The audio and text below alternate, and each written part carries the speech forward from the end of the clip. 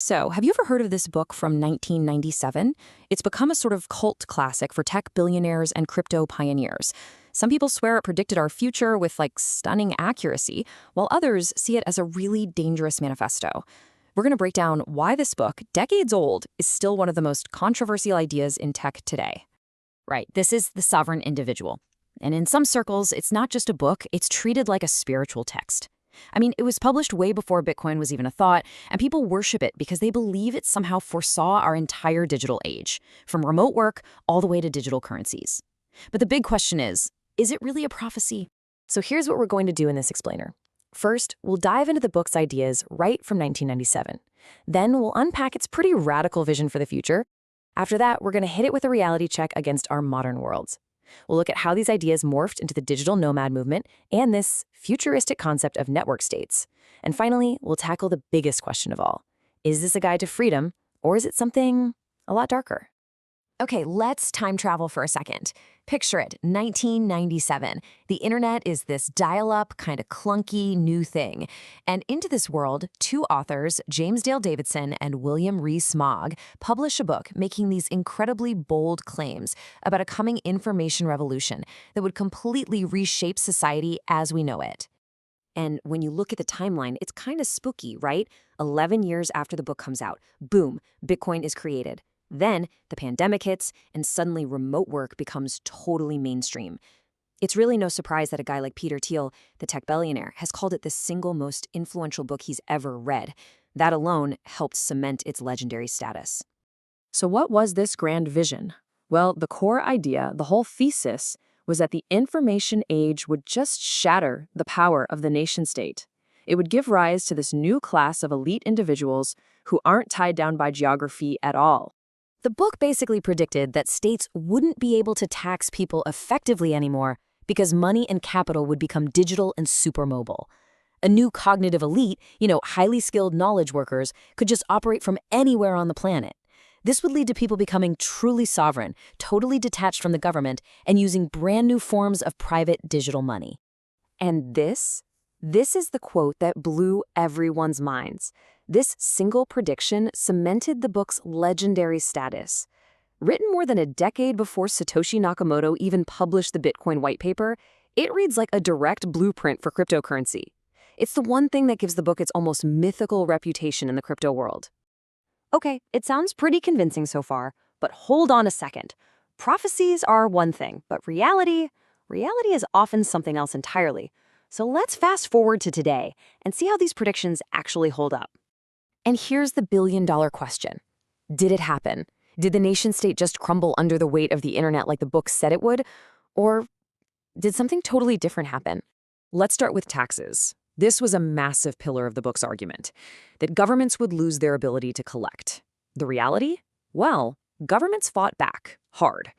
We now have global agreements on corporate tax rates, mandatory e-invoicing in a ton of countries, which forces businesses to report every transaction electronically, and way more sophisticated cross-border enforcement.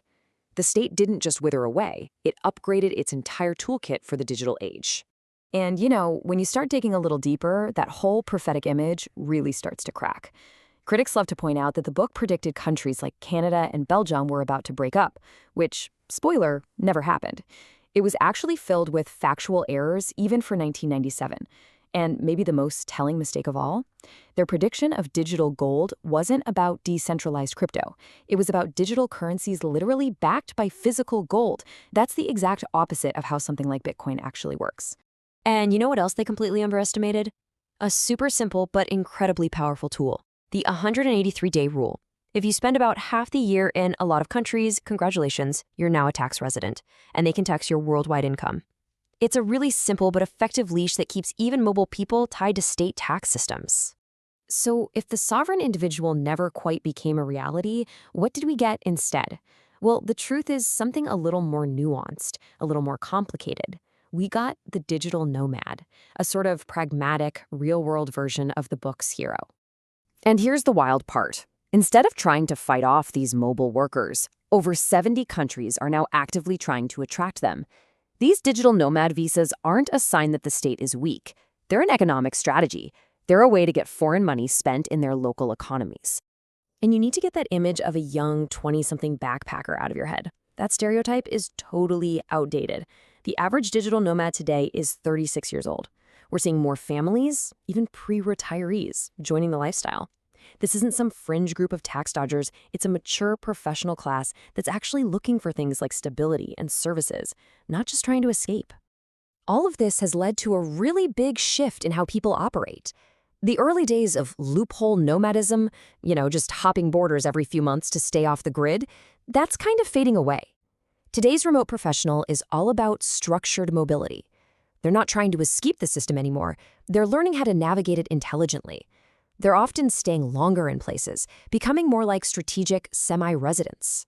But the core idea of the sovereign individual, it didn't just disappear, it evolved.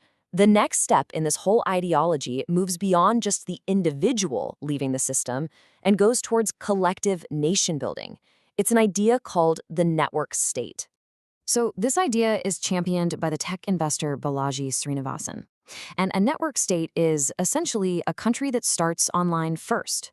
Think of it as a social network built around a shared mission with its own crypto-based economy that has a real plan to collectively buy up small pieces of land all over the world and eventually get recognized as a real country. The roadmap they've laid out is surprisingly clear. Step 1, you start with an online community built around one single powerful idea. Step 2, that community organizes into what they call a network union, which is basically a group chat with a shared crypto bank account so they can actually do things together. Step 3, they use that money to crowdfund physical territory. Not one big piece of land, but a whole global network of properties. And the final and most ambitious step is to use their population and their wealth as leverage to negotiate for diplomatic recognition from the countries that already exist. And this brings us to the ultimate question. Is this entire ideology, from the sovereign individual all the way to the network state, a blueprint for a freer, more competitive world, or is it a recipe for total disaster? The people who believe in this will tell you it's just the natural course of history. They see it as simple cause and effect. Technology changes the rules of power, and so our political systems have to adapt. To them, they aren't trying to create this future. They're just the first ones to see it coming. But the critics, wow, they have a much, much darker view. They call it a self-fulfilling dystopia. They say it's an ideology for a new kind of corporate authoritarianism. They don't see a prediction here. They see a political project being pushed by a small, very powerful elite. The deepest fear, really, is that the followers of this ideology aren't just sitting back and waiting for society to collapse. They're actively trying to speed it up. The idea is that by creating chaos and undermining institutions, they can bring about the very breakdown that will finally free them from any kind of social contract or responsibility to other people. So what do you think? Is this vision the ultimate expression of personal freedom, supercharged by technology? Or is it a dangerous fantasy, a roadmap for a new global elite to just escape all the rules that bind the rest of us and leave society to basically crumble in their wake? This isn't just some academic debate. It's a real battle for the soul of our digital future.